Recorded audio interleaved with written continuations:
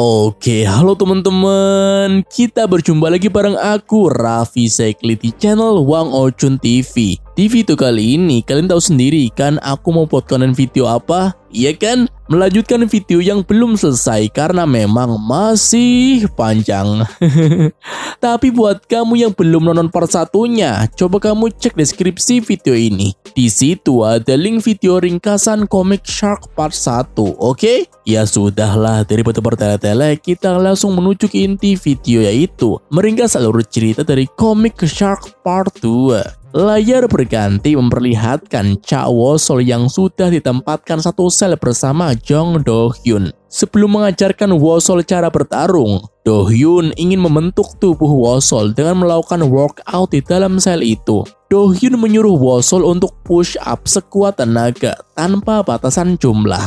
Woo-sol berhasil melakukan 31 kali push up, dan saat itu juga Woo-sol melakukan sit up sebanyak 41 kali. Setelah itu, Do-hyun menyuruh Woo-sol untuk melakukan pull up. Tapi Woo-sol tidak sanggup atau tidak mampu karena staminanya habis. Namun Do-hyun tidak memberikan Woo-sol semenit pun untuk beristirahat. Dan dia menyuruh Woo-sol untuk melewati jumlah yang baru saja Woo-sol lakukan. Mendengar hal itu, Woo-sol meminta untuk beristirahat sejenak tanpa belas kasih. Do-hyun menyuruh Woo-sol untuk menyerah dan kembali ke selnya jika tidak mampu memenuhi ucapan Do-hyun. Tentu saja Woo-sol tidak mau dan dia bertekad akan melakukan apa saja yang Do-hyun perintahkan. Dengan sekuat tenaga, Woo-sol melakukan 32 kali push up. Sementara Do-hyun terus mendorong semangat Woo-sol dengan caranya sendiri. Pada akhirnya, Woo-sol berhasil menyelesaikan misi push up-nya sebanyak 32 kali.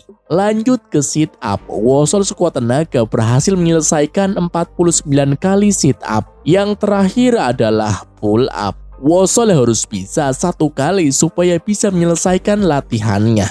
Berkali-kali Woo-sol terjatuh. Do-hyun memberikan tips untuk Woo-sol supaya bisa melakukan pull up. Sekarang Woo-sol membayangkan kalau dia berada di jurang dan mau nggak mau harus bisa ke atas untuk menyelamatkan nyawanya. Dengan sekuat tenaga, Woo-sol akhirnya bisa melakukan pull up untuk pertama kalinya.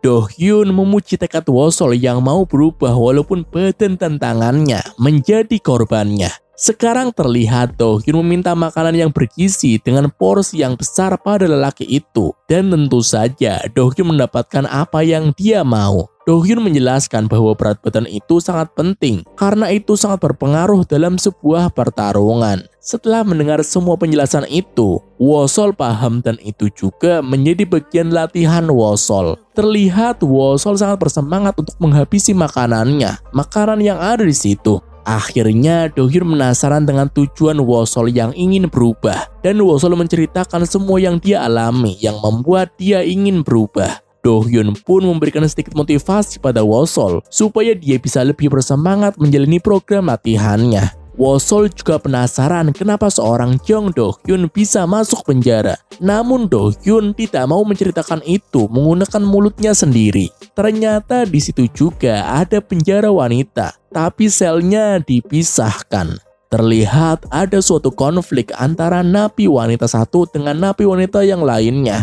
Alhasil pertarungan itu tidak bisa dihindari. Namun terlihat gadis kecil itu tidak kesulitan melawan lawan yang badannya jauh lebih besar darinya. Gadis itu adalah wanita terkuat yang ada di penjara remaja wanita. Namanya itu Bae Yun-jin, umur 16 tahun. Terlihat wanita itu sedang dirawat di klinik penjara. Sementara Yun-jin dimasukkan ke sel isolasi sebagai hukuman atas tindakannya. Terlihat Lee Won-jun sudah mulai berlatih setelah kemarin ditampar oleh Do-hyun cukup keras. Nampaknya mereka berdua tidak bisa akur karena mereka setiap bertemu selalu bersih tegang. Saat itu juga Won-jun melihat Do-hyun sedang melatih Woo-sol. Namun Won-jun tidak memperdulikan hal itu karena yang dia inginkan adalah Do-hyun dipindahkan dari penjara remaja ke penjara dewasa. Beberapa bulan lagi umur Do-hyun sudah mencapai umur dewasa dan dia akan dipindahkan ke penjara dewasa. Namun Do-hyun berjanji sebelum dia pergi, dia akan membuat Woo-sol menjadi orang yang sangat kuat. Untuk melatih kekuatan otot kaki, Do-hyun menyuruh Woo-sol lari mengelilingi lapangan bersamanya. Proses latihan Woo-sol tidak dijelaskan dengan detail. Hanya ada gambaran latihan saat Woo-sol lari, push up, sit up, pull up, dan bulking dengan memakan makanan dalam porsi yang banyak. Intinya, sistem latihan Woo-sol adalah harus melampaui jumlah dari latihan sebelumnya. Woo-sol yang awalnya mati-matian mendapatkan 1 kali pull up, sekarang dia mampu melakukan pull up sebanyak 42 kali. Karena program latihan itu, bagian penjara yang ia kenakan robek. Dengan kata lain, tubuh Woo-sol sudah membesar. Yaps, karena tubuh Woo-sol sudah terbentuk, Do-hyun akan melatih Woo-sol lebih serius dan berbeda dari biasanya. Sementara di sisi lain terlihat gangster grup Woyong dengan Hyun Woyong sebagai bosnya dan Daepo sebagai tangan kanannya. Umur mereka berdua berbeda 3 tahun. Sementara di luar ruangan itu ada sebuah keributan dan itu dilakukan oleh 1 orang. Mendengar hal itu, Hyun Woyong tertarik untuk melihat hal itu. Dan ternyata yang membuat keributan adalah Bae Seok-chan. Melihat kemampuannya, Hyun Woyong sangat tertarik dan memuji kemampuan Bae Seok-chan yang berhasil menjadi last man standing. Walaupun Hyun tertarik, dia ingin menguji kemampuan Seok-chan menggunakan tangannya sendiri. Saat itu juga Seok-chan menyerangnya. Tapi serangan itu dengan mudah ditangkap. Saat itu juga Seok-chan terkejut dengan kecepatan Hyun yang hampir membuatnya pingsan dengan pukulan dagu. Mengingat Seok-chan masih muda, Hyun Woyong mau merekrut Seok-chan untuk menjadi bagian dari grup gangsternya. Seok-chan sempat menolak, tapi Hyun langsung menunjukkan kekuatannya dan memberi harapan bahwa Seok-chan akan lebih kuat jika mau bergabung dengannya. Mendengar hal itu, Seok-chan pun langsung setuju untuk ikut dengannya. Sekarang Do-hyun akan melatih Woo-sol bagaimana cara bertarung karena tubuh Woo-sol sudah siap untuk menerima materi itu. Do-hyun menyuruh Woo-sol untuk menyerangnya, tapi semua serangannya dengan mudah dihindari. Itulah materi pertama, yaitu menjaga jarak jika ingin tidak terkena pukulan atau tendangan. Lanjut, Woo-sol dipersilahkan memukulnya, tapi pukulan itu ditahan atau diblok dan itu adalah materi kedua. Walaupun begitu, menahan pukulan atau memblokir pukulan juga merasakan rasa sakit. Setelah itu, Woo-sol dipersilahkan untuk menyerangnya. Serangan itu berhasil dihindari sekaligus melakukan serangan balik dan itu adalah materi yang ketiga. Itulah 3 materi latihan cara bertarung yang mana itu adalah materi tentang pertahanan. Masih banyak yang harus dipelajari, tapi Do-hyun tidak mau karena tubuh Woo-sol yang sekarang tidak mampu menerima materi itu. Karena tidak mungkin menggunakan tangannya untuk melatih Woo-sol, Do-hyun menggunakan ranting kayu untuk menyerang Woo-sol. Itu bertujuan supaya Woo-sol bisa melakukan 3 materi yang sudah ia ajarkan. Ayunan tangan Do-hyun sangat cepat dan itu membuat Woo-sol tidak bisa menghindari setiap serangannya. Dengan membuat sebuah lingkaran kecil, Woo-sol diperintahkan untuk tidak keluar dari lingkaran itu. Alhasil Woo-sol hanya bisa memblokir ranting kayu karena tidak bisa menghindari serangannya. Woo-sol pun tidak menyangka bahwa dirinya tidak bisa menghindari setiap serangan ayunan ranting Do-hyun. Do-hyun pun menjelaskan semuanya kenapa Woo-sol tidak bisa menghindarinya. Saat itu juga Woo-sol paham karena dia terlalu banyak berpikir dan Woo-sol belum memiliki refleks yang kuat sebab kurangnya jam terbang bertarung Woo-sol. Woo-sol yang mengerti hal itu pun mengingat kenangan 2 tahun yang lalu saat ia melihat Seok-chan hendak bertarung melawan siswa pindahan yang powernya luar biasa. Karena jam terbang dan tidak terlalu banyak berpikir, Seok-chan dengan mudah menghindari setiap serangan lelaki itu sekaligus mengalahkannya. Hingga lelaki itu berlutut karena pada dasarnya pukulan yang kuat akan sia-sia jika tidak mengenai lawannya. Karena Woo-sol itu termasuk orang yang cukup pintar, Do-hyun memanfaatkan itu untuk membuat Woo-sol menjadi orang kuat. Bukan belajar, melainkan berkalian. Mendengar hal itu, Woo-sol sangat kebingungan sampai dia begadang, tidak cukup tidur memikirkan hal itu. Alhasil saat latihan, Woo-sol masih tetap tidak bisa menghindari serangan Do-hyun. Dan Do-hyun memberikan sedikit tips kemudahan, yaitu menyuruh Wosol untuk mengingat tabel perkalian. Namun itu tetap tidak bisa dimengerti oleh Wosol, dan Wosol mau nggak mau terus terkena serangan Do-hyun. Sambil memblokir, Wosol berteriak tentang tabel perkalian, tapi tetap saja itu belum bisa membantunya. Setelah dipahami, Wosol pun mengerti tentang tabel perkaliannya Do-hyun, dan dia berhasil menghindari serangan itu untuk pertama kalinya.